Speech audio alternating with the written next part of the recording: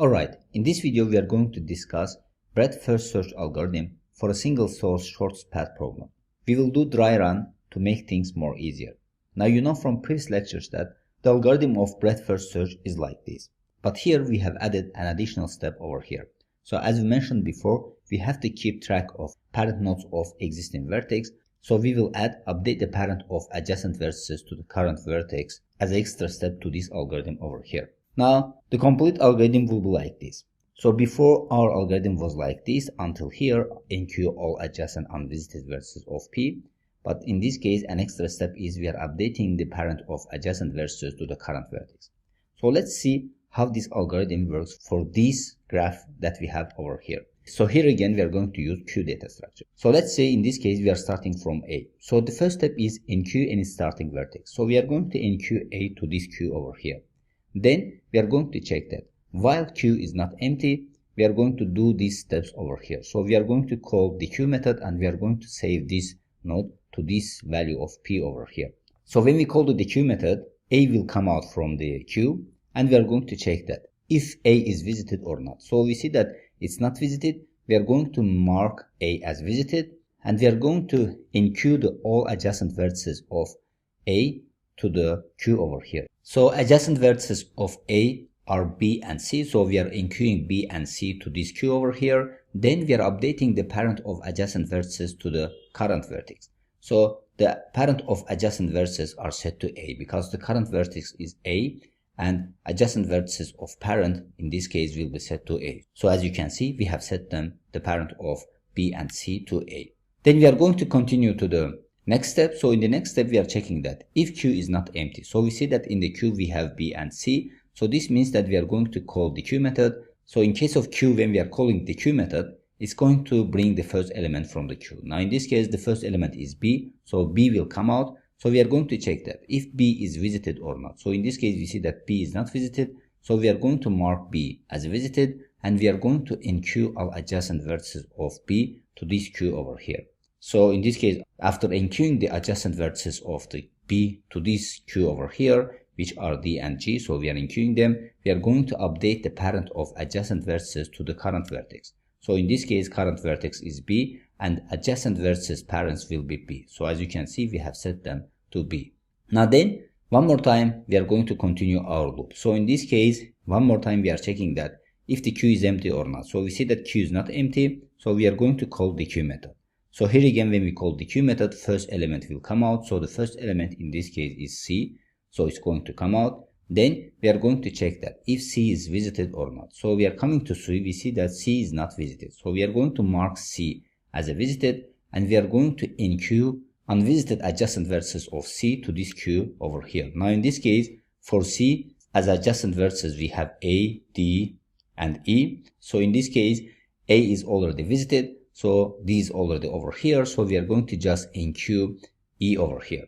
Now after enqueuing E over here, we are going to set parent of E as C because the current element is C.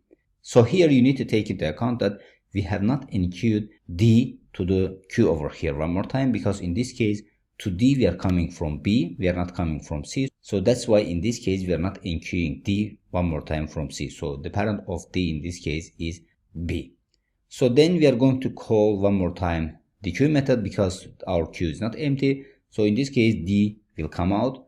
Then we are going to check that if D is visited or not. So we see that D is not visited. We are going to mark it as a visited. Then we are going to enqueue all adjacent unvisited vertices of D to this queue over here. Now in this case, for D, we have adjacent vertices of C, B, and F. So in this case, C and B are visited. So we are going to enqueue only F over here. Now after enqueuing F over here, we are going to update the parent of F to D because the current element is D. Then we are going to continue to our loop. So in this case, we are going to call the queue method one more time. So if we call the queue method, G will come out. Now in this case, we are going to check that if G is visited or not. So we see that G is not visited. We are going to mark G as visited. Then we are going to enqueue all adjacent unvisited vertices of G to this queue over here. So in this case, we see that we have two adjacent vertices of G, B and F. So B is already visited, so we are not going to enqueue it, and F is already in this queue, so we are not going to enqueue that one as well. So in this case, we are not going to update parent of f because in this case, f's parents is d already. So we are going to continue to loop over here. So in this case, when we call loop, it's going to enqueue e because in this case, e is the first element to the queue. And we are going to check that if e visited or not. So we see that e is not visited. We are going to mark it as visited. And we are going to enqueue all adjacent unvisited verses of e to this queue over here. So in this case, for e, we have c and f as adjacent verses, but in this case, c is visited and f is already in this queue, so we are not going to enqueue it. So this means that we are going to continue our loop. So when we continue our loop, we are going to call one more time the queue method. So in this case, f will come out. So we are going to check that f is visited or not. So we see that in this case, f is not visited. We are going to mark it as visited, and we are going to enqueue all adjacent unvisited verses of the f to this queue. So in this case, we don't have unvisited adjacent verses of f. So this means that our loop will terminate over here.